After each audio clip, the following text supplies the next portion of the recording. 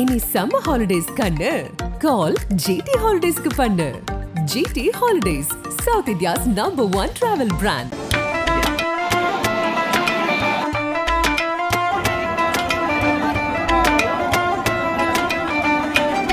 எல்லாரும் வரிசையா வாங்க.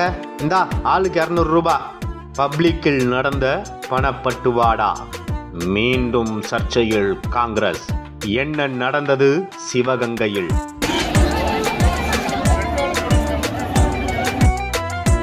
தமிழகத்தில் நாடாளுமன்ற தேர்தல் வருகின்ற 19ஆம் தேதி நடைபெற உள்ளது. தமிழகத்தில் திமுக தலைமையிலான இந்தியா கூட்டணி மிக வலுவாக இருந்து வருகிறது. இந்த கூட்டணியில் காங்கிரஸ், விசிக, இந்திய கம்யூனிஸ்ட், மார்க்சிஸ்ட் கம்யூனிஸ்ட், மதிமுக உள்ளிட்ட பல்வேறு கட்சிகள் உள்ளன. இதில் இருக்கும் காங்கிரஸ் கட்சிக்கு வரும் லோக்சபா தேர்தலில் தமிழகத்தில் 9 தொகுதிகளும், புதுச்சேரியில் 1 தொகுதி என மொத்தம் 10 இடங்கள் ஒதுக்கீடு செய்யப்பட்டன.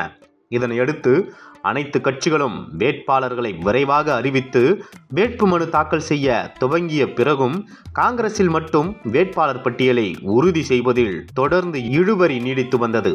அதன் பின்னர் ஒரு வழியாக வேட்பாளர் பட்டியலை இறுதி செய்து வேட்புமனு தாக்கல் செய்தனர். வேட்பாளர் பட்டியல் வெளியிடுவதில் தாமதமானாலும் தேர்தல் பிரச்சாரத்தில் சற்று வேகமாகவே இருந்து வருகின்றனர். இந்நிலையில் சிவகங்கை தொகுதியில் மறுபடியும் ஒரு சர்ச்சையை கிளப்பியுள்ளது காங்கிரஸ் கட்சி. சிவகங்கை தொகுதியில் திமுக போட்டியிட வேண்டும் என்று அந்த தொகுதியைச் சேர்ந்தவர்கள் போராடி வந்தனர். ஆனால் ஏற்கனவே காங்கிரஸ் வெற்றி பெற்றிருக்கும் அந்த தொகுதியை மறுபடியும் காங்கிரசார் கேட்டு வந்தனர். பின்னர் ஒரு வழியாக மீண்டும் சிவகங்கை தொகுதி காங்கிரஸ் கட்சிக்கு ஒதுக்கீடு செய்யப்பட்டது. இதனையடுத்து இந்த தொகுதிக்கு சிவகங்கை தொகுதியின் சிட்டிங் எம்பியான கார்த்தி சிதம்பரத்தையே வேட்பாளராக காங்கிரஸ் தலைமை அறிவித்தது. கார்த்தி சிதம்பரம் காங்கிரஸ் மூத்த தலைவர் ப. சிதம்பரத்தின் மகன். சிவகங்கை லோக்சபா தொகுதி என்பது 2 மாவட்டங்களைச் சேர்ந்த 6 சட்டசபை தொகுதிகளை உள்ளடக்கியதாகும். சிவகங்கை மாவட்டத்தில் உள்ள காரைக்குடி, திருப்பத்தூர், சிவகங்கை, மானாமரை ஆகிய சட்டமன்ற தொகுதிகளையும், புதுக்கோட்டை மாவட்டத்தில் உள்ள திருமயம், ஆலங்குடி உள்ளிட்ட சட்டமன்ற தொகுதிகளையும் உள்ளடக்கியது.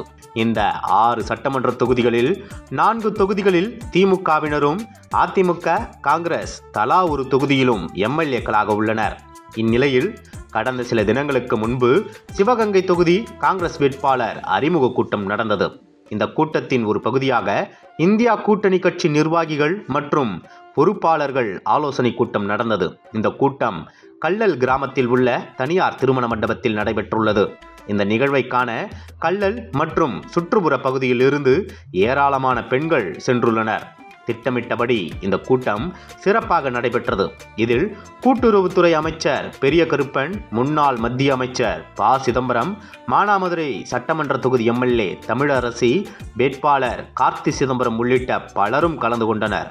இறுதியில் இந்த கூட்டம் முடிந்தவுடன் மண்டபத்தில் இருந்தவர்கள் எல்லாம் கலைந்து செல்ல ஆரம்பித்துள்ளனர். அப்போது இந்த கூட்டத்தில் கலந்து கொண்ட ஆண், பெண் அனைவரையும் வரிசையில் வரவழைத்து 200 ரூபாய் பணம் கொடுக்கப்பட்டுள்ளது. இந்த காட்சியை திருமண மண்டபத்தில் இருந்த யாரோ ஒருவர் ரகசியமாக வீடியோ எடுத்து வெளியிட்டுள்ளார். இந்த வீடியோ தற்போது சமூக வலைதளத்தில் மிக வேகமாக பரவி வருகிறது. தேர்தல் நடத்தை விதி நடைமுறையில் இருக்கும் சூழலில் இவ்வாறு பணப்பட்டுவாடா நடந்திருக்கும் காட்சி வெளியானது காங்கிரசார் மத்தியில் சலசலப்பை ஏற்படுத்தியுள்ளது.